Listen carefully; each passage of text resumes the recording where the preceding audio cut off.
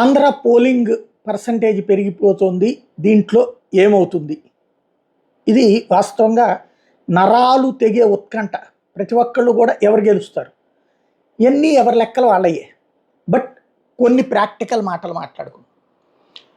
74% polling జరిగింది 2014. అప్పుడు వైఎస్ఆర్ కాంగ్రెస్ పార్టీకి 67 వచ్చినాయి, తెలుగుదేశం పార్టీకి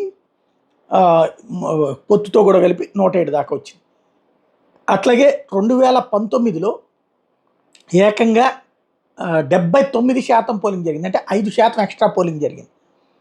అది 23 సీట్లకి తెలుగుదేశం పార్టీ పరిమితమైంది. ఇటు పక్కన వైఎస్ఆర్ కాంగ్రెస్ పార్టీ 151 సాధించింది. మహిళలు, విలేజ్ ఓటర్ టర్నౌట్ ఆ రోజున ఉపయోగపడింది. ఇప్పుడు సీన్ కట్ చేస్తే ఇంకా ఫైనల్ ఫిగర్స్ రేపటికి కానీ క్లారిటీ రాదు.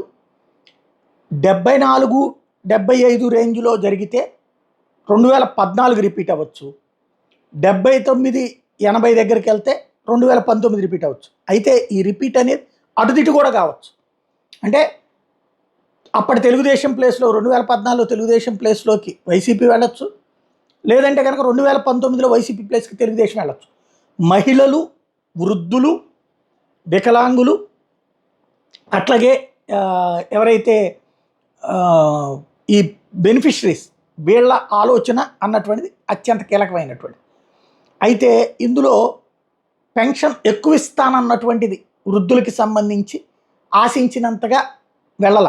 బట్ కొంత పర్సంటేజ్, అంటే తెలుగుదేశం జనసేన సింపథైజర్స్ అయిన వృద్ధులు అది నమ్మారు. అదే సందర్భంలో మిగతా వాళ్ళు నమ్మల. మరొక వైపున మహిళలకు సంబంధించి ఎక్కువ ఇస్తాం ఇప్పుడు వైసీపీకి అంటే కూడా అని చెప్పినటువంటిది ఒక 20-25%, అంటే తెలుగుదేశం సింపథైజర్స్ అయిన మహిళలు నమ్మారు, జనసేన సింపథైజర్స్ అయిన మహిళలు నమ్మారు. వైఎస్ఆర్ కాంగ్రెస్ పార్టీ సింపథైజర్స్ నమ్మలేదు, తటస్థులలో నమ్మకం లేదు. ఇది ప్రస్తుతం జరిగినటువంటి పరిస్థితి. అయితే టోటల్గా మహిళల పర్సంటేజ్ ఎంత అన్నటువంటిది ఒక ఆస్పెక్ట్. ఇకపోతే యువతరానికి సంబంధించి మాత్రం ఎక్కువగా పవన్ కళ్యాణ్ మాటలకి ఇంప్రెస్ అయ్యారు. దాని కారణంగా ఆ ఓట్లు, కాపు సామాజిక వర్గానికి సంబంధించిన ఓట్లు కిందసారి 30% దాకా వైఎస్ఆర్ కాంగ్రెస్ పార్టీకి పడ్డాయి. ఈ దఫా ఓ 10% కోల్పోవచ్చు.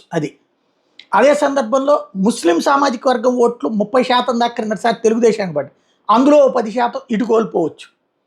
ప్రస్తుత పరిస్థితి దీన్ని బట్టి ఇక ఎవరి లెక్కలు వేసుకోవచ్చు. నేనైతే ఎలాంటి సర్వేలు చేయలేదు.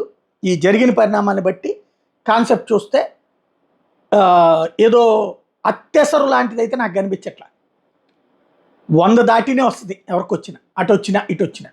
ఈ మహిళలు చంద్రబాబుని ఎంతవరకు నమ్మారు, ఈ వృద్ధులు చంద్రబాబుని ఎంతవరకు నమ్మారు, అలాగే జగన్ మీదన ఎంత ద్వేషం పెరిగింది ఈ సైకో ఇట్లాంటి వాటి మీద అన్న పాయింటే ఇక్కడ కీలకం.